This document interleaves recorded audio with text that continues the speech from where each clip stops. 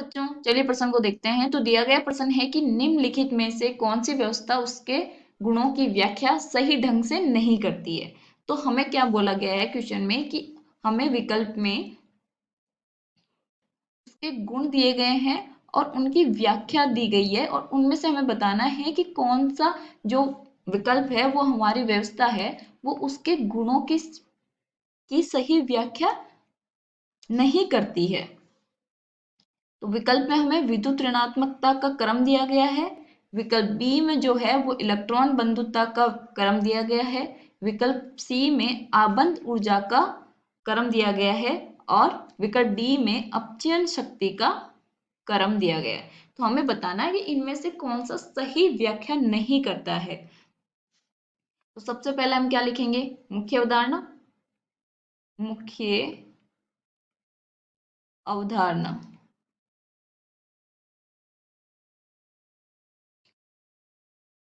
मुख्य अवधारणा क्या हो जाएगी, यहाँ पे देखिए Br Cl और F है, यानी कि ये क्या है हमारे हैलोजन के। तो हम यहाँ पे ये लिख सकते हैं आवर्त सारणी जो है, आवर्त सारणी के गुण, जिसमें हमारा हैलोजन भी आ जाएगा, जिसमें हमें पता होना चाहिए कि विद्युत ऋणात्मकता जो है ऊपर से नीचे जाने पे वर्ग में घटती है या बढ़ती है, दाएं से बाएं जाने पे बढ़ती है या घटती है।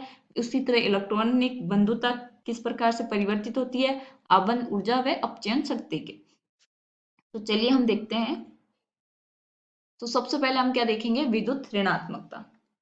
तो अब हमारे पास क्या है, हैलोजन परिवार है, ये हैलोजन परिवार जो कि हमारा क्या है 17वां वर्ग है। अब इसमें क्या है, फ्लोरीन, क्लोरीन, ब्रोमीन, आयोडीन ये है। तो अब हमें पता होना चाहिए कि जब ऊपर से नीचे जाते हैं तो विद्युत ऋणात्मकता जो है, विद्युत ऋणात्मक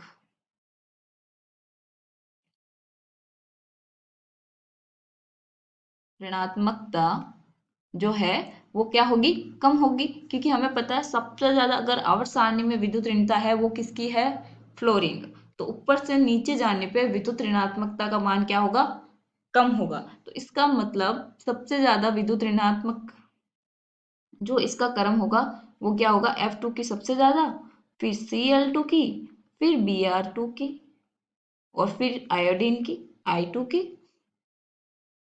क्या ये हमारा क्रम है, हाँ, क्योंकि F2 की इसमें सबसे ज्यादा, फिर क्लोरीन, फिर ब्रोमीन। तो ये वाला तो सही व्याख्या है। अब हम आते हैं दूसरा, इलेक्ट्रॉनिक बंधुता।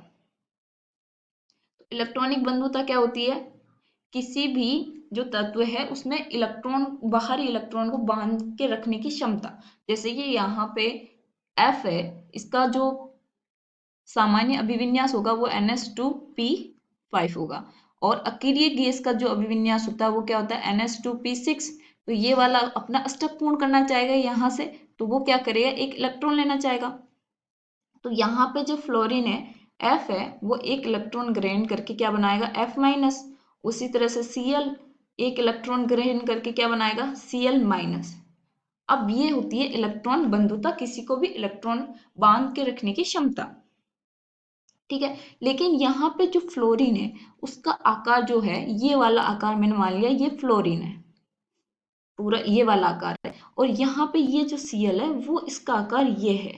तो ये बाहरी कक्षक है। तो अब यहाँ पे 8 इलेक्ट्रॉन है, जैसे कि 1, 2, 3, 4, 5, 6 और 7।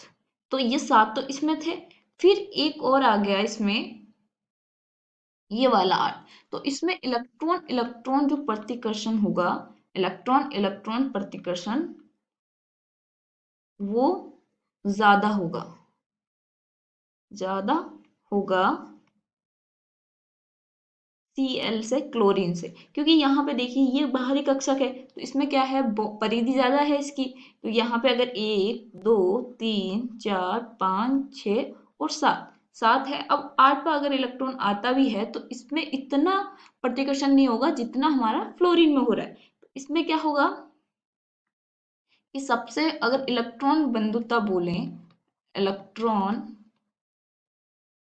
या इलेक्ट्रॉनिक बंधुता जो भी है, इलेक्ट्रॉन बंधुता जो होगी वो होगी हमारी Cl की सबसे ज्यादा, फिर आएगी हमारी फ्लोरीन की, फिर आएगी हमारा ब्रोमीन, और फिर आएगा आयोडीन।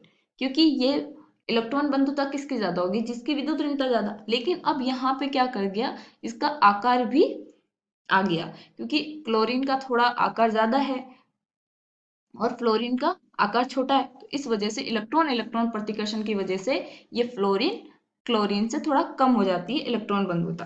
तो ये वाला क्रम होगा इसमें। अब देखते हैं हम विकल्प। तो विकल्प में भी क्या बोला गया है, Cl सबसे ज्यादा, F2 जो सबसे उससे कम, फिर Br। तो ये वाला भी क्या है, सही है। अब आते हैं हम सी में।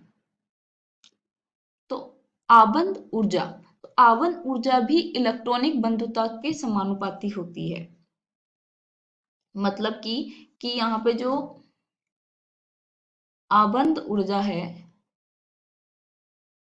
आबंध ऊर्जा होती क्या है कि बीच का जो बंध है, बंध तोड़ने के लिए आवश्यक तो ऊर्जा। तो हम यहाँ पे ये लिख सकते हैं, बंध को तोड़ने के लिए आवश्यक ऊर्जा। अब तो इनके बीच तो फ्लोरीन फ्लोरीन है, यहाँ पे F और F है, तो यहाँ पे इनके बाहरी कक्षम जो है वो 8 इलेक्ट्रॉन, इलेक्ट्रॉन इलेक्ट्रॉन प्रतिकर्षण, इलेक्ट्रॉन इलेक्ट्रॉन प्रतिकर्षण जो है वो इसमें ज्यादा होगा Cl से।